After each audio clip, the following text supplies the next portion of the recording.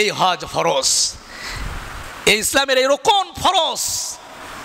এই ফরজ ও রোকনকে, বুনিয়াদকে যে অস্বীকার করবে, শুধু অস্বীকার নয়, যারা ব্যঙ্গ করবে, এটাকে নিয়ে কিলোকাল করবে, কটূক্তি করবে, সে মুসলমানের কাতার থেকে কাফেরদের কাতারে গিয়ে হজ নামক ইবাদতকে যারা কটূক্তি করবে, যারা এটাকে নিয়ে ব্যঙ্গ করবে, তারা নামের শুরুতে মোহাম্মদ থাকলেও, নাম আব্দুল লতিফ সিদ্দিকী হলেও এ আর মুসলমান থাকে না যে হজকে নিয়ে কটূক্তি করবে। কথা বলেন ঠিক কিনা?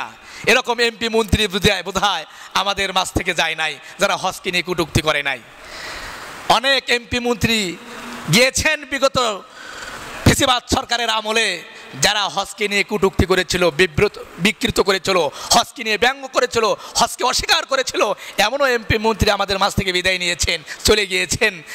কিন্তু তাদের নামের শুরুতে মোহাম্মদ রয়েছে, নামের শেষে ইসলাম রয়েছে, নামের সাথে আব্দুল লতিফ রয়েছে, আল্লাহর নামের সাথে নাম রেখেছে, কিন্তু তারা হজকে নিয়ে কটূক্তি করেছে। খনেস বলার সাথে সাথে তারা মুসলমানের কাতার থেকে কাফেরের কাতারে গিয়ে অন্তর্ভুক্ত হয়েছে। এই জন্য হজ হচ্ছে একটি ইসলামের গুরুত্বপূর্ণ ইবাদত, ইসলামের গুরুত্বপূর্ণ একটি বুনিয়াদ, যেটার সাথে মাল, সম্পদ, দেহ, মনোবল, নিয়াত সংশ্লিষ্ট। এদের হজ এটি গুরুত্বপূর্ণ একটি ইবাদত, এইটা পালন করা দরকার, ফরজ। কার উপরে? সকলের উপরে নয়। ইমানের যে প্রথম ভিত্তিটা কালেমা, এটা সকলের জন্যই প্রযোজ্য, সকলভাবে সমানভাবে সকলের উপরেই, চাই সে গরিব হোক, চাই ধনী হোক, চাই নারী হোক, চাই পুরুষ হোক, সকলের উপরে সমানভাবে প্রযোজ্য ইমান কালিমা। দ্বিতীয় যেটি নামাজ, এটিও সকলের জন্যই সমানভাবে প্রযোজ্য। তৃতীয় যেটা রোজা, এটাও সকলের জন্য, নারী পুরুষ, আকেল বালেক সকলের উপরই সমানভাবে প্রযোজ্য। যাকাত আর হজ এটা সকলের উপর সমানভাবে প্রযোজ্য নয়, এটার জন্য কিছু নির্দিষ্ট বিধান রয়েছে, নীতি রয়েছে। এই নীতিমালার মধ্যে, এই গণ্ডির মধ্যে পড়লেই তার উপরে যাকাত ফরজ, এই নিয়মের মধ্যে, এই নীতির মধ্যেই পড়লে তার উপর হজ ফরজ। হজ ফরজ হয় কখন?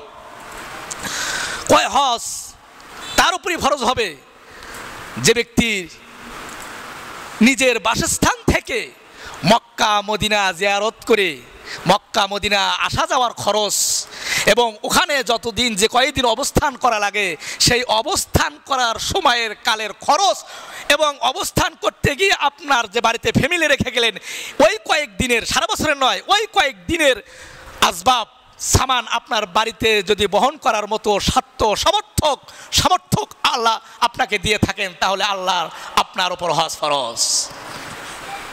এটা আমরা অনেকেই বিভিন্ন ওয়াসওয়াসা, মনের ওয়াসওয়াসা দিয়ে, মনের ভুল ধারণা দিয়ে এটাকে আমরা পিছিয়ে দেই।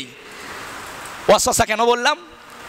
এই ওয়াসওয়াসার মধ্যে সবচেয়ে একটি বড় ওয়াসওয়াসা হলো আমাদের সামনে করব, সামনে করব, সামনে করব, এটা হলো মনের একটা বড় ওয়াসওয়াসা। সামনে করব, সামনে করব, এই ওয়াসওয়াসার পেছনে পইরা আমাদের চোখে দেখা অনেক মানুষ এই মহা দামি, মর্যাদাপূর্ণ, ফজিলতপূর্ণ একটি বড় ইবাদত হজ, এইটা আদায় না করেই তারা সামনে করব, সামনে করব বলতে বলতে হজ করা তাদের কপালে আর জোটে নাই।